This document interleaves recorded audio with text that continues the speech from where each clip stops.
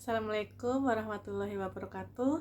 Gimana kabarnya teman-teman? Semoga selalu dalam kondisi sehat walafiat ya. Buat teman-teman yang mungkin saat ini masih merasakan keluhan, sensasi dari asam lambung, anxiety, psikosomatis, mudah-mudahan semakin kesini kondisinya semakin membaik, berangsur semakin pulih dan semakin sehat kembali kondisinya seperti sedia kala. Amin ya robbal alamin. Nah teman-teman, gimana nih, kita kemarin itu kan eh, jumpa di sebelum Idul Fitri ya. Nah sekarang setelah Idul Fitri, gimana perasaan teman-teman? Apakah bahagia ataukah masih sering mengeluh, ataukah masih banyak sensasi, ataukah sudah semakin membaik? Nah ini gimana nih perasaan teman-teman yang dirasakan? Karena di saat kita Idul Fitri, disadari atau tidak ya teman-teman ya, dari segi pola makan mungkin kita mulai tidak menjaga kayak gitu. Yang tadinya mungkin kita tuh di bulan Ramadan kan mengerem makanan ya, istilahnya menjaga pola makan, kemudian mengatur waktu makan kayak gitu. Mau nggak mau selama Idul Fitri ini kita pasti mulai konsumsi makan makanan lagi yang mungkin disadari atau tidak kita lupa kalau kita tuh punya asam lambung kayak gitu. Karena mungkin saat lebaran kita happy, kita tidak merasakan bahwa asam lambung itu muncul sensasi, terus kita makannya asal-asalan lagi nih, mungkin yang santan-santan, mungkin yang pedas-pedas mulai makan. Nah ini gimana nih teman-teman, pengalaman teman-teman semua kayak gitu? Apakah teman-teman merasakan ada sensasi lagi yang tadinya udah mulai membaik, atau malah justru alhamdulillah kondisinya sudah pulih saat mulai makan makanan yang bersantan, mulai makan makanan kue-kue lebaran atau apapun itu kayak gitu ya? Kalau memang seperti itu ya alhamdulillah, berarti kondisinya sudah mulai sehat teman-teman ya. Jadi kalau kondisinya teman-teman udah mulai pulih, dalam artian kok teman-teman makan yang bersantan, teman-teman makan kue-kue lebaran atau makan makanan lainnya yang dirasa kok tidak menimbulkan sensasi ya, insya Allah teman-teman itu sudah dalam kondisi yang menuju pulih, istilahnya kondisinya sudah kembali sehat kayak gitu ya. Meskipun mungkin belum sehat total ya, sekali dua kali muncul sensasi kayak gitu nggak apa-apa teman-teman. Memang butuh proses pemulihan seperti itu ya, pemulihannya itu butuh waktu yang cukup lama kayak gitu. Nah tips supaya pemulihan teman-teman lebih cepat kayak gitu ya, kenapa sih kok asam lambung anxiety itu pemulihannya memang lama? Yaitu tadi karena asam lambungnya teman-teman ini, kita harus bedakan dulu apakah asam lambungnya ini dikarenakan organik ataukah memang dikarenakan dispepsia fungsional. Nah, kita harus pahami dulu teman-teman. Ya organik itu seperti apa? Kalau organik itu adalah gangguan lambung ya. Jadi istilahnya ada luka di lambung, atau mungkin semacam infeksi, atau mungkin semacam peradangan, luka dan lain sebagainya. Nah ini biasanya kita atau dokter menyebutnya adalah organik kayak gitu ya. Nah gejalanya pun biasanya berbeda dengan yang dispepsia fungsional teman-teman. Jadi kalau yang organik ini biasanya teman-teman akan merasakan seperti mual, muntah kayak gitu ya. Kemudian nafsu makannya enggak apa ya, berkurang, enggak nafsu makan. Terus mungkin BAB darah, atau kalau yang sudah parah bisa sampai ke muntah darah kayak gitu, atau lambungnya kerasa nyeri, kayak perih kayak gitu ya. Nah ini mungkin bisa dikatakan sakit lambung yang organik kayak gitu ya. Tapi beda lagi kalau yang dispepsia fungsional, karena beberapa dari teman-teman ya yang ada di grup media sosial WA maupun Facebook sesama penderita asam lambung ANSI, ini saya lihat sepertinya lebih banyak mengarah ke dispepsia fungsional ya, karena dispepsia fungsional ini dibarengi dengan anxiety biasanya, jadi kecemasan yang berlebih kayak gitu ya.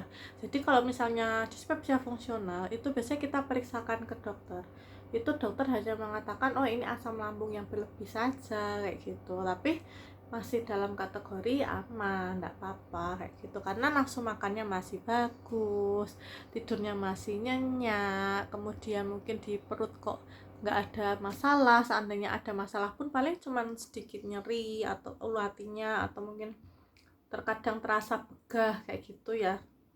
Nah ini kalau kata dokter sih, selama belum mual, belum sampai muntah atau yang BAB hitam atau darah atau apapun itu, atau BAB diare, itu bisa dikategorikan sebenarnya mungkin dispepsia fungsional kayak gitu, cenderungnya ke sana teman-teman ya.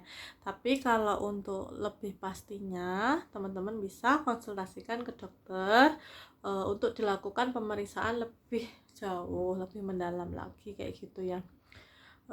Nah, untuk yang dispepsia fungsional teman-teman, ini yang perlu kita fokuskan penyembuhannya adalah bukan fisiknya kayak gitu ya, tapi lebih ke arah psikis kita, pola pikir kita yang perlu kita perbaiki teman-teman ya. Tetapi beda kalau untuk yang lambungnya, gangguan lambung organik kayak gitu, dia memang harus membutuhkan obat lambung kayak gitu ya.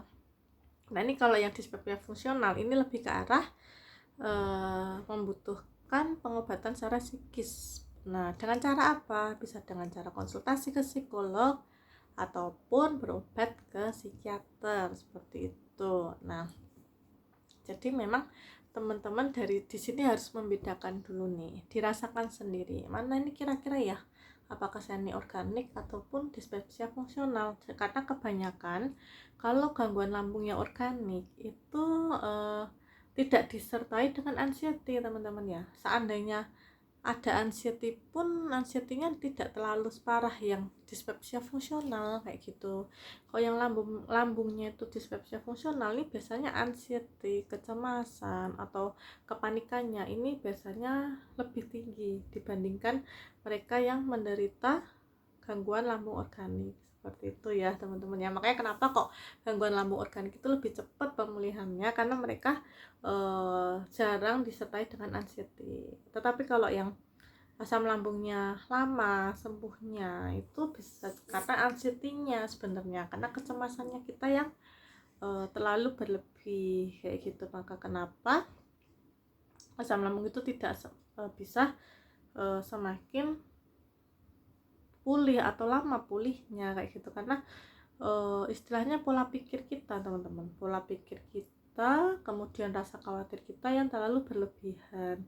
Jadi mau obat apapun itu, mau terapi apapun itu, jika kita tidak mengubah mindset atau pola pikir kita, tidak mengubah istilahnya tidak mengontrol kecemasan kita, itu yang ada akhirnya akan mengeluh terus ya, mengeluh terus, kondisi fisik kok semakin tidak nyaman. Nah, kenapa kok kondisi fisik semakin tidak nyaman? Itu karena kita sering mengeluh teman-teman.